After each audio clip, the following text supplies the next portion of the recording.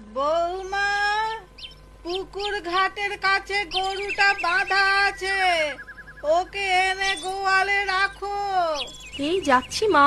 সাবধানে যেও, চুলের খোপা শক্ত করে বেঁধে নাও, দেখো আবার খুলে না যায়। ধবলি, ও ধবলি, ধবলি,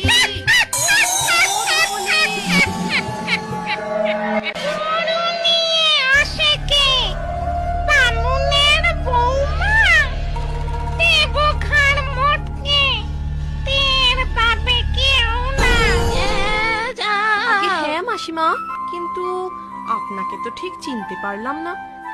আমি হলাম মল্লিক বাড়ির বউ। তা এ সময় এখানে কি করছেন?